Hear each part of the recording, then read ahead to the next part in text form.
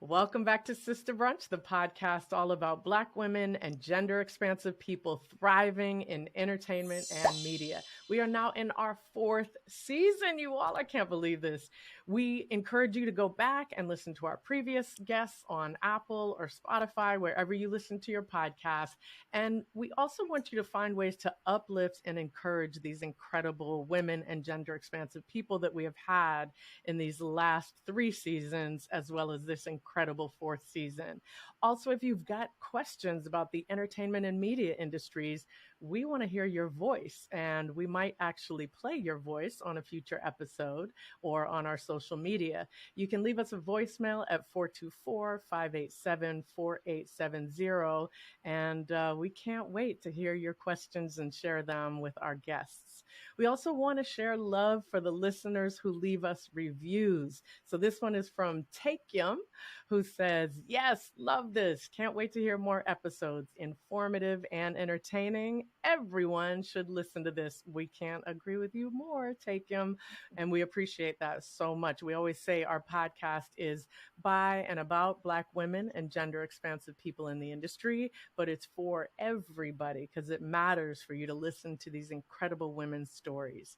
So thank you again for your reviews and for subscribing to the podcast and rating us and leaving us a great review. For rating us and leaving us a 5-star review. I'm your host, Fanchon Cox, and today's guest is the fabulous Marissa Nance. She's an advertising vet with over 30 years of experience, and she's made it her mission to create pathways for BIPOC communities to be heard and to have a seat at the table. In 2019, she left Omnicom, where she ultimately I'll do that again. In 2019, she left Omnicom, where she ultimately became one of their first Black female managing directors. And she left to launch the first and only minority and female certified media agency, Native Tongue Communications. Built on the shoulders of her decades of success, Marissa and her team advocate for clients while she continues to protect, advise, and champion countless women and people of color in the media marketing industry. Welcome, beautiful Marissa Nance. She sounds interesting. Can you introduce me? Yes, I will. Listen, you know everybody. Well, listen, I met her on a plane That's once. true. We sat next to each other on a plane. We were going to the same place. This is literally the same event, but we happened to sit next to each other on the plane. And I think it was you who figured out, are we going to the same place? We're going to the same place. You seem just fabulous. I'm going where I think you're going. Yes. Yes. You just smelled fabulous. I was, yes, the ode to D'Angela Proctor is it was. Right. It was the ode to D'Angela Proctor. That's exactly what it was. I love that. Hi, thank you for having me. This is just wonderful, wonderful, wonderful. You do so much. Your words mean so much. And the impact and intent behind what you do is felt.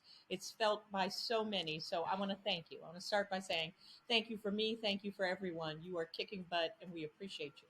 Whew, you stop. We're so glad to have you. We are honored to have you on. And especially because you are in a part of the industry that we haven't talked a lot about on the podcast, which is kind of almost, you could think of it on the back end. We talk a lot to screenwriters. We talk a lot to directors and producers and executives who are doing development, but you take these projects and you get them out into the world and then you connect with companies. So I can't wait for you to share all your knowledge and just inspire all of our listeners. So what we usually ask our guests to do is go back as far as you want to from the beginning of how you eventually became this incredible woman with Native Tongue Communications, running your own company. How did that happen? Yeah, I tell folks my life has been a series of fall downs, fallbacks, and in some instances, a little bit of failures. I always, and to a fault, I represent Cleveland, Ohio, and HU Howard University.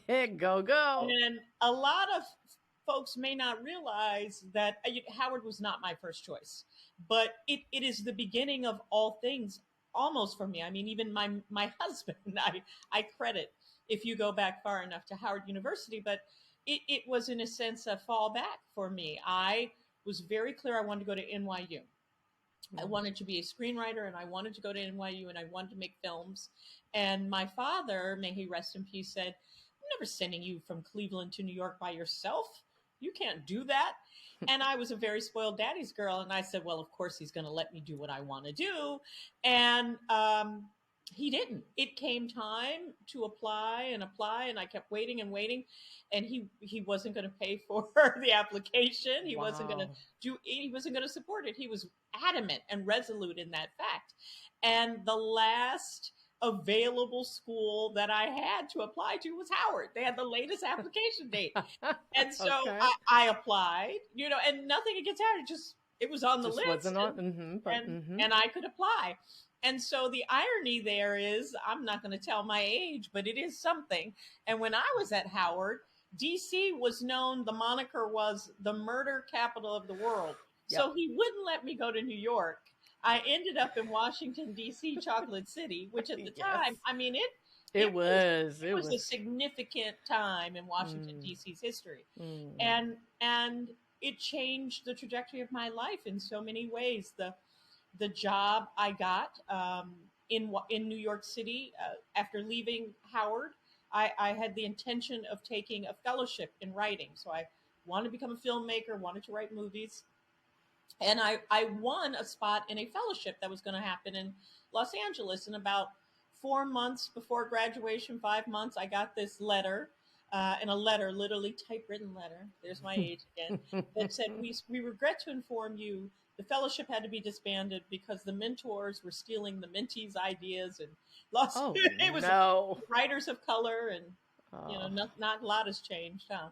And so I was backed into this corner. I didn't know what I was going to do. And so I called my father again. I told him, daddy's girl. He said, well, this is great. This is a sign that you should move back to Cleveland and work at State Farm with me. And I love State Farm. They have been an on again, off again client and a resource to me and my family for decades and decades and decades, but I didn't want to do that. And so he said, I will give you enough money for 1 month and you can go to New York and try to find a job. Because that's what I could, you can't go to LA. He's like, I'm not sending you to LA. You can go to New York. So first you can't go to New York, but I went to DC. Now I can go to New York. Okay. And I had enough for 30 days and I took the Peter Pan bus. And at the end of those 30 days, I had 5 job offers. Yes. And the last woman who gave me a job offer went to lunch with someone, a woman who I credit all the time her name, Judy Magnus Long, then was her name. And she said to Judy, I'm going to offer this young woman from Howard a job. She reminds me of you. And Judy said, I remember her. She was in the ad club. You can't offer her a job. I'm going to give her a job. And Judy, you had a bidding war. Judy called me on the phone, right on the wall. Yes. We had a cord. She said, come down here. And I went down on a Thursday and I started work that Monday. And that was at an ad agency. Okay. And that's how I ended up in advertising. And then through a lot of, as I said, kind of missteps and failures, as I went through, I kept changing the course of my career there. So I was at the same holding company for 30 years, but I had 4 to 5 different incarnations of who I was and what I was to myself and them. And I think that's important, growth. So it sounds to some people, you look at my resume, stagnant, right? I left at 30 years in one holding company, but I had 4 different titles and 4 very distinct jobs. And each of them I kind of created myself, I did. And so at the end, they came to me and they said, we think you should have your own agency. You've been an intrapreneur here at Omnicom. You've created so many different and new revenue streams and opportunities for us. Why don't we do those together? And I had, going back to Howard, I had that, I have this in my brain. I think they implant a chip while you sleep when you go to Howard University, and it lets you think, you're this brave, right? You're got this level of braveness, and maybe it's Yes. stupidity, I don't know, or balance of the two. And I said, okay. I mean, Ooh, 30 years I've been working for someone, now I'll be an entrepreneur. And that's how in 2019 I launched Native Tongue Communications, the first and only that I know of both minority and female certified media agency. yes. And that's really, I hope, in less than 3 minutes how I ended up here. That's amazing. I didn't know that you started off being a screenwriter. I love that, and I think that it drives home the point that we make often, which is like if you're a storyteller, there are many ways that you can be involved in the industry and in entertainment and media, and it doesn't have to look like the traditional things that we all know immediately. That strength comes through if you're a gaffer and but it because you're a storyteller, you're constantly thinking about how do we tell this story better. And I can't think of anyone who does that more than you. Just even conversations we've had where you're like, I'll tell you something I'm dealing with, and you're like, Fanchon, look at it this way, and you tell it to me as a story. So that piece. Do you ever still think about screenwriting or think about getting back to that? I do. It's funny you say that, and it makes me smile. It makes me feel warm and fuzzy because I tell my team every single day, whenever you put pen to paper or use your mouth to articulate words, you're doing such in a narrative and put a beginning, a middle, and end to it. If Yes. it's a text, if it's a tweet, if it's an email, if it's a Word doc, if it's a PowerPoint, everything has a narrative, a beginning and middle and end. And Mm. when you think about even life, but certainly how you communicate in those terms, I find personally for me, I get further along. Mm. People understand. You put it in a way that once upon a time, oh, then there was a big bad wolf and they lived happily ever after. And we're Mm. almost conditioned as humans to think in that way, to think in those 1, 2, 3 steps. And so from text to tweet to email to document to PowerPoint, I don't care what you're saying, however boring you think it is, if you create that sure narrative around it, people will be engaged because they want to follow that red thread all the way through to, do they live happily ever after or not? Or not? Mm. What's the ending? And so, one, thank you for that. It makes me feel fuzzy. One of the reasons I took the job at BBDO at the time and then became OMD at Omnicom, Mm. the president of BBDO at the time was a man named Phil Dusenberry, and he had not too long before that won an Oscar for The Natural. Okay. And so I thought, well, if he can get to where I want to go and be the president of an ad agency, there's got to be something here. And I remember we talked about that balance of, is it bravado or stupidity? I don't know. Like 2 weeks in, here comes, young Marissa. Went up to the top floor to the woman who, managed his world, who I still know, she's wonderful. And I said, hey, I'd like to talk to Phil. And she literally was like, "Am I being punked? Like, Like, who are you?" who are you? You just And I said, I don't you know I'm Marissa Nance? I just started 5 floors yeah. down. You want to know who I am? And she was, I think, tickled by it. I think she was, no, who did that? She was so tickled by it. Mm. She said, okay, I'll get time on his calendar. And it took a couple weeks, but Yes. I got on his calendar and I sat with Mr. And it continued to be every time I got called into his office, a thrill. To a certain extent, everybody's who they are, and I'm sure he was not a perfect human being, but it was really interesting to me because he was clear that, and that's where I started to think about narratives. He began thinking about narratives in 30-second increments. Wow. There you go. And that's one of the first Which, things he my said. goodness, let's talk about how useful that is today with the TikToks and the reels. Like that 30 seconds is everything. And tweets, like you said. And he Wow. told that to me in 1991. He said, I began thinking about storytelling and narratives in 30-second increments, and that's hard as hell. And if you can do Gem. that, That's a and then gem. it became 15 seconds, right? So you have commercials, ad units that are 10 and 30 and 15 seconds. So if you can do that, writing a movie, easy. Easy. Now, I don't necessarily agree with that, but easy. It's the seedling for sure. It's the seedling. So I have to point out we've learned already. We've gotten some amazing gems. Gem number one: go to an HBCU. Let's just be real, because clear what that's done for you, and so many of other of our guests, and so many Black women, gender expansive people working in the industry have gone to HBCUs, and we see it more and more. Obviously, we've got a vice president, right? So we see that the fact that y'all come out of there without a whole lot of imposter syndrome. Some of y'all are like, what is that? Right?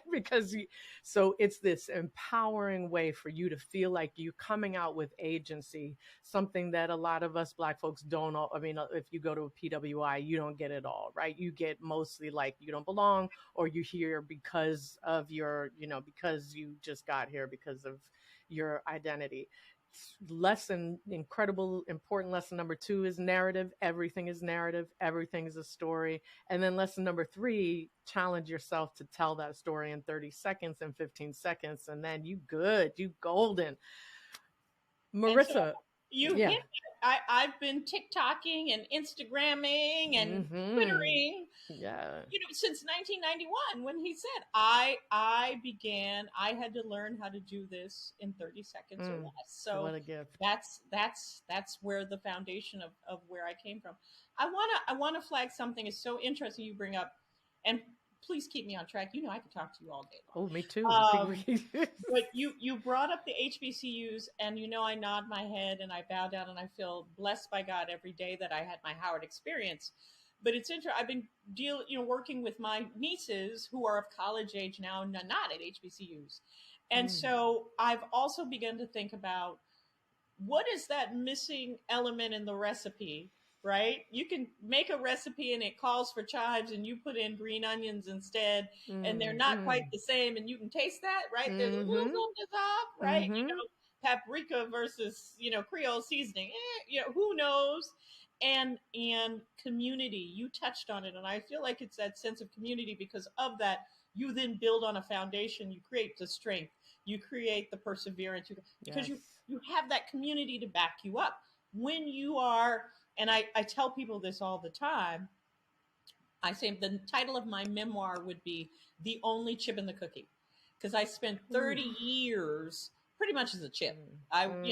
There were others, and to this day, they are part of my community, those who I've engaged and worked with throughout the years, certainly at Omnicom and other places, but more often than not in the room, I was that chip. I was the only chip in that cookie. And they are chips in many instances, my nieces. And so finding ways, if you're not at an HBCU or you didn't go to an HBCU, think about community. Is that where maybe you're looking for some backup, some reinforcement, some support? And how can you build that? This podcast can be that for you. It's a stepping point. Fanshin starts with reviews and the chat, and there's a community created around this podcast. So please, if you're listening or watching and you say, but I didn't go to Howard, I didn't go to Spelman, I didn't go either. I went to, but you can, as you have done, you have created a Howard or a Spelman-like environment here. Good. And I want anyone listening to know that community that you may not have is here. And the fact that you're here and listening means you're taking that first step to build that for yourself and for others. So, we couldn't have any better endorsement than that coming from Miss Marissa Nance. Thank you. Well, I'm in marketing and advertising every once in a while. You good? Yes, I know. But it's true. That's the best marketing and advertising is rooted in truth, and that community is everything. We had a YouTuber, Halise, on. She's on this season too, and we talked about the quality over quantity in terms of the followers, because of course there's a lot of pressure to have whatever number of followers or likes or whatever or views, and she's someone who's uncompromising in her content, and she's like, I'm good without, I don't need the 100,000 because the people, the community that she builds, the support that she has is everything. Now, the truth is, I'm learning, right? Especially as I'm building my production company. We need, I need to get monetized. So like, I'm also like, I'm on these platforms giving them free content, right? And keeping people on the platforms. So it's constantly that balance, right? Between like, both quality building the community but also getting, kind of, we talked about white guilt during, during the when George Floyd was murdered, and like, do we want that kind of follower? I was like, yeah, if it gets you monetized, that's fine. You know what I mean? Like, if that's part of their guilt. But I'm going off on a tangent because what I hope to do, as much for me as for our listeners, is to understand what a day in the life looks like for you at work. What do you do when you get up? And obviously you've got a team. We should just share that Ms. Nance came on with an entourage, and we love that. We're like, she's a badass. She got her entourage. But what does a day in the life look like for you? And then your staff that's working with you, especially younger folks who are listening, what might they do to enter into, what you do in the industry? Yeah. So I am certainly, it's funny you say that. So, Entourage, our agency, we refer to ourselves as very scrappy. We are small, scrappy, and scalable. The three S's. We are small, scrappy, and scalable. I like We're it. about 15 to 20 strong on any given day. Yes. Depending Okay. on the work we have and the revenue we have coming in, I'll be frank. And so anyone you talk to has a purpose. And so that's twofold. When we talk purpose in native tongue, we talk purpose in terms of what do you do and what can you offer, but also what can we give back to you to fill your purpose needs, right? So you want to work for a purpose, and thus you want to have a purpose for your work. And that's what we try to instill in everyone who's on the team. You want to work for a purpose, but there should be a purpose to your work. So when you come in, if you say, I want to contribute so that what people of color and communities of color see, hear, and how people think of them is right and spot on and authentic and articulate, and here's how I can do that. And that's definitely how you build a place, not just at native tongue, but to me, a reasonable place anywhere in marketing and advertising. If you approach it that way, I think you'll be extraordinarily successful. Having a purpose to your work and work toward a purpose. I would say for me, and I think this is everyone, we have just come out of, and certainly for our lifetime and in many lifetimes, the one true global impact. No one on the planet that I know of, and school me, was not touched by what just happened with this pandemic. It was a global event, truly global event. Yep. World Cup felt like a global event. The pandemic was. Right? So how do you navigate a day has become a bit of a trick question, right? There used to be, prior to that, I would say, you could say, well, I wake up and then I do this and then I do that and then eventually I go to bed. I am someone who unapologetically is working hard, not just to maintain this business for myself, but for those who work for and with me, and again, those communities we service. Our clients know our clients are not our first and foremost objective. It's the communities we join with them to reach that are our first and foremost objective. Okay. And I don't want to fail them, then I don't want to fail the paying clients, and I certainly don't want to fail the team. So for me, and many folks will say, that's not self-care or healthy.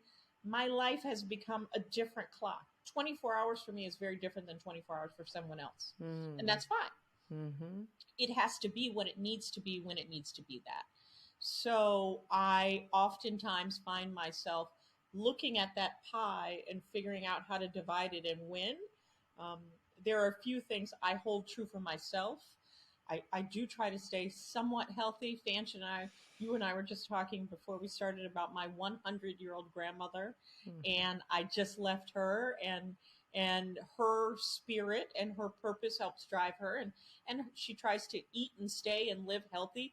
She was visiting me over the summer, swimming in the pool, getting her laps in at 100. So Wow. it's about finding time for me. I get on the treadmill. I try to get the steps in. That's important for me. And that helps me decloud. A lot of us are Yes. very cloudy now. Um, Yes. and finding time to commit to at least something with someone I think I can give some benefit to, and selfishly they can give back to me, like this, is important for me on a daily basis. Yes. And it may not be as grand as this wonderful and beautiful podcast. It may be a quick call with my best friend in New York, or a text exchange with someone I Huge. haven't connected with in a while. Okay. But there's a mutual benefit that fills both of our cups. And I think Mm. that's an important part of my day. Mm. And then the work. It's not as sexy or glamorous, but I spend a lot of time sitting in front of this laptop doing PowerPoints and doing research and paying bills and doing the things that need to get done so that tomorrow is another day. So Mm. that's a lot of what my day entails. Are you able to talk about any specific projects or brands, or ways that you've connected brands with projects? Yeah, what anything that you're not under too much of an NDA to discuss? Two projects I think would resonate with this audience that we're extraordinarily award-winning projects that we're extraordinarily proud of.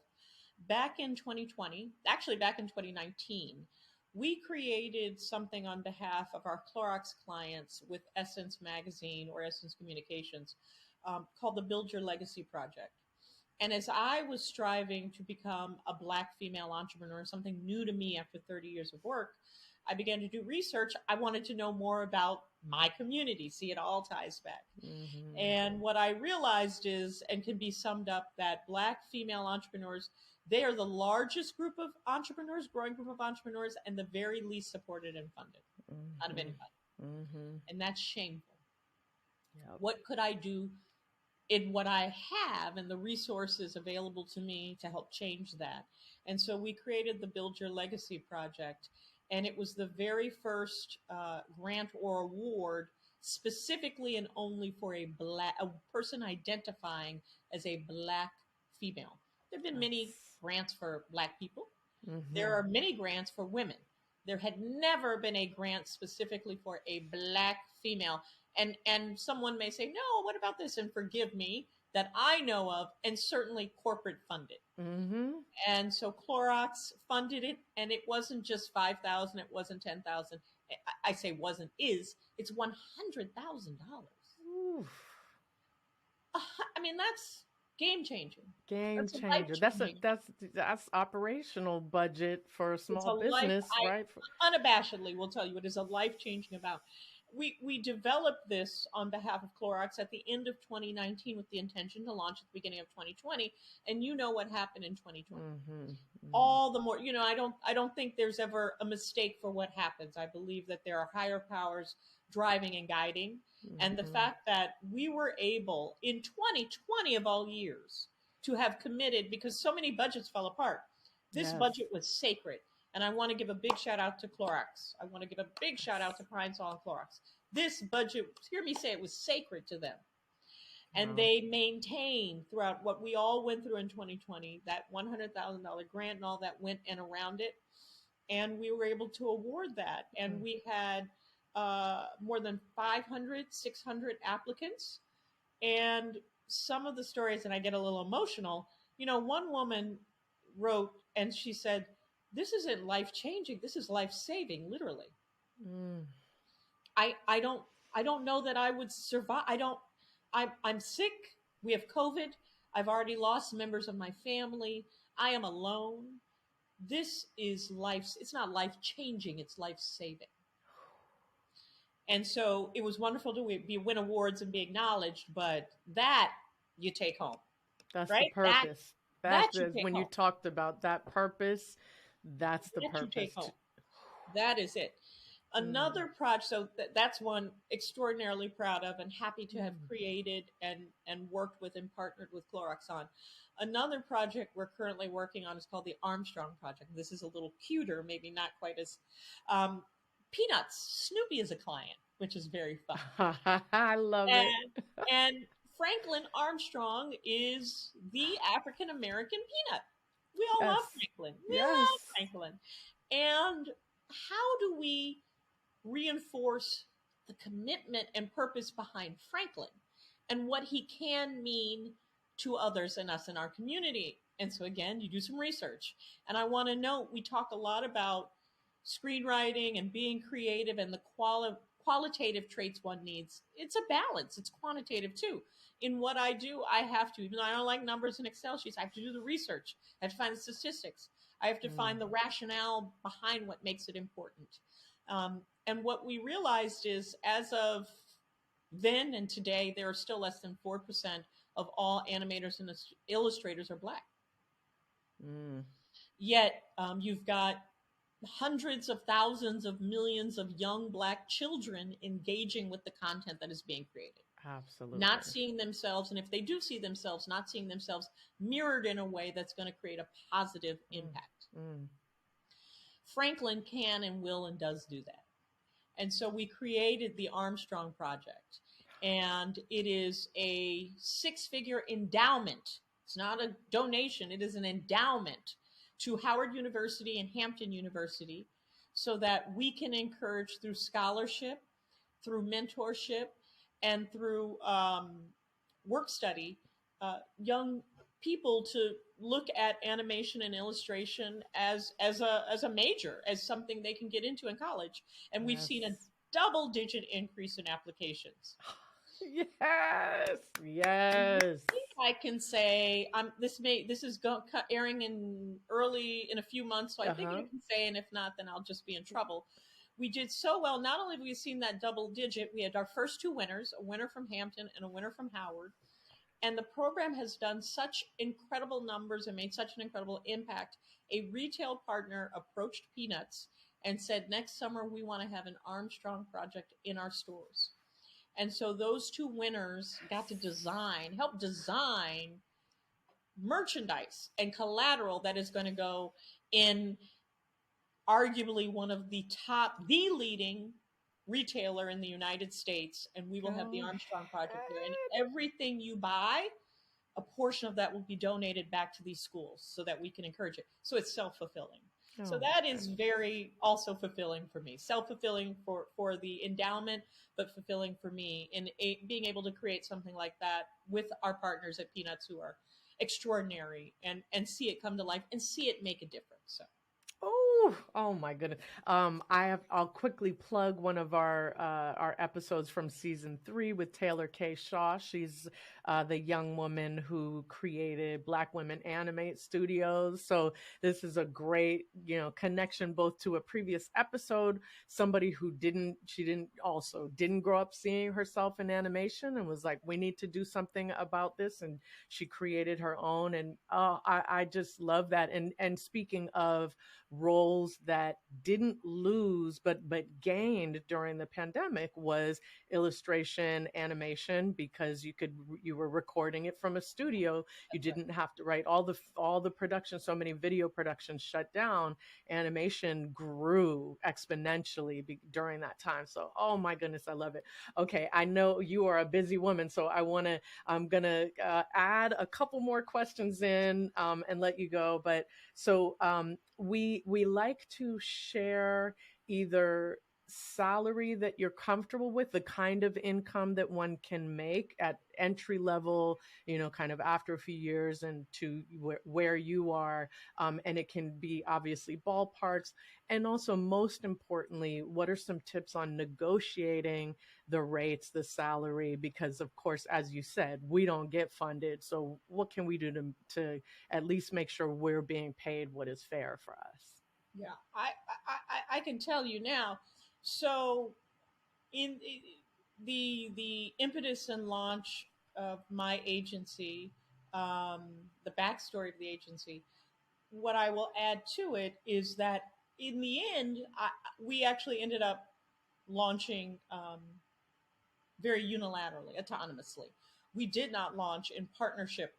We launched in partnership, but not in financial partnership with a holding company. And so we've been, from day one, I'm very proud to say, cash positive. But for someone who's an entrepreneur, I went from earning what I earned as a SVP, whatever title it would have been at a holding company, to now CEO, but it's much less because I have to make an investment in my brand. This agency is representative of who I am and my brand. And so I may not get a new pair of shoes, but I can bring in the right consultant or contractor who will make the agency smarter and better, which makes our clients smarter and better, which makes our communities smarter and better. And that's worthwhile to me. So I'll be very transparent and truthful and say, I'm not earning a lot yet, but who knows, tomorrow, someone I know. You say who knows? I know because of who you are. I know who you are, and your purpose, everything you've expressed, the amount of time and energy you've put into community, the skills that you have, the relationships that you have, and most importantly, as you've said, your purpose, right? And you're showing that through the projects you're taking on, through what you're doing with your agency. Is that so we know you can say you don't know. I'm gonna say we know you're gonna be bringing in the big well bucks. I know someone will hear this podcast who is in a position of authority and the ability to leverage budgets, and I think that's the part 2 of your question. When you are working for someone or you have your own entity and you are looking to bring in clients, one thing I have learned is dependent on the space you work in is dependent on how you can evaluate what you'll get. And what is sad, what I have found is I happen to work and have made a commitment to working through communities of color. And that's the purpose and service that I bring. And that's not always most funded, best funded, first funded when it comes to corporations. They will say it is, especially after the few years we have gone through. They will engage an agency like mine to around June 19th or so they come or even to do pre-work or to give good thoughts or to have feeler conversations, and then they will say, and here's $1, and please be thankful for this $1, or we don't even have $1 for you, thanks but no thanks. So I have not been good. Not everyone's perfect, so I will note a fault of mine, which is I've not been great or good in navigating those waters. And my commitment to myself and my team in 2023 is to get better. And what that means and how we address it, because there has to be a way for us to have an equity stake in eating. Yes. In a seat at the table. Yes. Without feeling guilty, without feeling remorse, without feeling like we should take the crumbs and not a full plate. Yes. So that we don't feel like, well, we'll wait until you've eaten. We'll wait until you've cleared the table. And now whatever's left, these crumbs, let me sweep those into my hand, and I will graciously and gladfully, that's what I'll feed on. And so that's got to change. It's got to change, for me. And I know it can change because we, at Native Tongue, we have clients that believe in that. We have clients that see us as equitable partners, and they show that in how we are engaged and, frankly, how we are funded. And so every single day, and I don't want someone to walk away and say, who are their clients? Because they're obviously terrible people. I guess what I'm trying to say is the clients we currently work with are the people you want to work with, are the people who have the right mindset. And I feel so blessed and appreciative every day to work with them.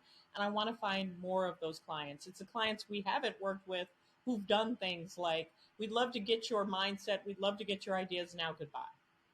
So I guess there's a reason for it. There's a reason why we work with the Peanuts and the Amazons and the Cloroxes and the California Utilities of the world and so many more, because they're just fantastic in terms of knowing and wanting and having a purpose behind how they reach these communities and who they work with, which is us. Okay, 2 more questions. This one is because we're filmmaker oriented, content creator, kind of producer oriented. Can you talk about what you might be able to do with a film or television project, like, branding, or yeah? Can you talk about that? Monetizing intellectual property is one of the hardest concepts to wrap your hands around, I have found.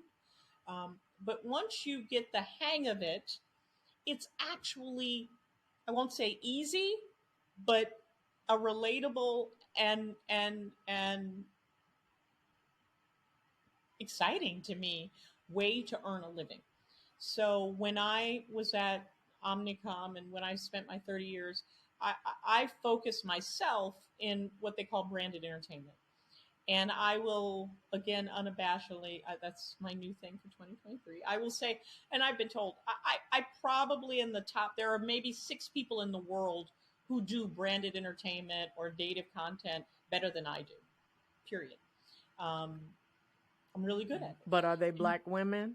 No, no, no, no, no, no, no, no, no, no. So you do I can't. and let's be real, since Black women do everything better than everybody else, except maybe Indigenous women, I get right, then you actually do it better than they do because you have that on top of. On top, right? I'm But fighting that fight. Yes, I'm doing it all while climbing the while hill. exactly. While climbing the hill. But anyway, Um, yeah, but yeah. but there maybe are, Hmm. and so being able to take a step back and objectively figure out how to monetize your work, your baby, is not easy. Once you figure it out, and you can find those avenues, and figure out that narrative right in itself. Yes. Again, I think it can be exciting and it can be lucrative. So a few things. First of all, it is your baby. No one wants to look in a baby carriage and say, "Boy, that's an ugly child." I mean, you just no one wants that. Boy, your child is ugly. Who did you do that with? That is just, don't ever procreate again. My God, horrible, horrible. This is an abomination against nature. No one wants to hear that. And so the content and the creative that we make, the ideas we come up with, many times there are children, there are babies. And for someone to say, I don't see it, I don't get it, I'm not aligned with it, I don't think it's good, it hurts. And we react a certain way, and that's very human. In order to, at least in the world I live in, monetize it and find ways to connect with corporations and clients so that they'll fund it, I think you do have to take a step back and become very rational in your child. Mhm. Maybe you need braces. Mm. Maybe I shouldn't put bows in your hair. Maybe there are moments when you just take that step back and you say, this may not be it, and Mm. that's what you need to do. So be very rational in Mm. what you create and why. Mm. Approach it from one of two ways. This is my story. This is what I feel strongly about. This is what I'm passionate about. And then in the back end, here are the things that authentically and organically support it. I feel Mm. very Mm. passionately about animals. I've written a story about a dog that gets lost while the family is camping, and the story is the dog's journey back home, and they all live happily ever after because somehow, some way, that dog ends up back home. But how can I support it? I don't have the money to do this. Mm. Well, let's take a look. I've written something that I feel passionate about, and that is dogs and animals, and that's why it's so great. Well, dogs and animals need food. Dogs and animals need toys. The family's gone camping and is driving around looking for the dog. So, what kind of car is that? What are the brands and objectives and items that fit organically, not forced with my story that I have told, that we Mm. can complement each other and do good together? Mm. Mm. That's one example. The other example is I, I just feel like I want to create, but I don't know what I want to create, how I could create. That's how, and I work in this a lot of reality content comes about, right? And Mhm. so that's when you kind of do the reverse, which is I feel like the airline industry is lacking, or the travel industry is lacking in reality TV, right? We've got a few shows, but not a lot. Mm. How can I create something that will support the airline industry, that will Mm. support the travel industry and the hotel industry? I'm going to come up with this really cool idea that I know supports those three entities within this industry, Well, now I can pitch it to them and they almost can't say no. It's an automatic yes because I've created this for them. Tailor made for, ooh. So there's two ways you can approach both. I hope enhance and support and engage your creative spirit. One is your true purpose, right? And then having, but you got to put some bows and some braces to make it look cute and attractive. And right? And then the reverse of it is what's their purpose and Oof. How can I meet them? So always, I guess, meeting in the middle for both. Those are two ways that I would tell people who want to get into it.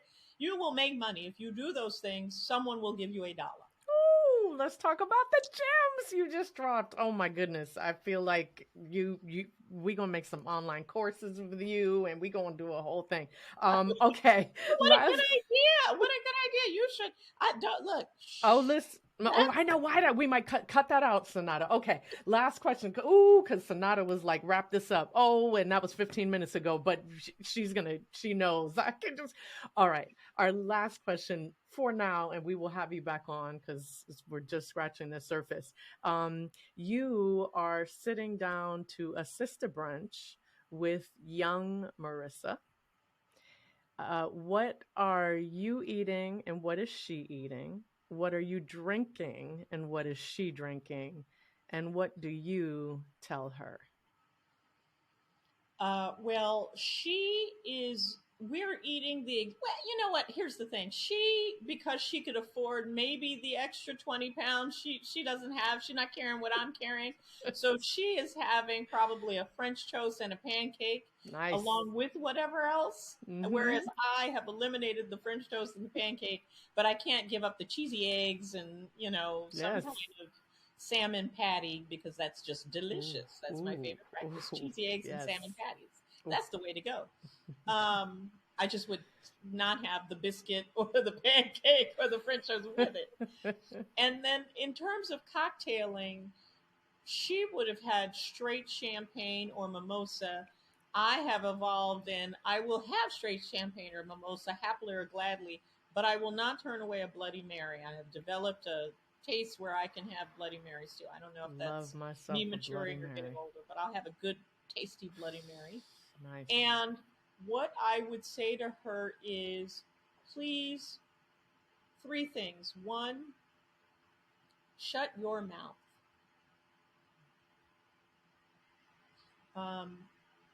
Listen more. 2, focus and be realistic in your ability. You can't do everything. Stop trying.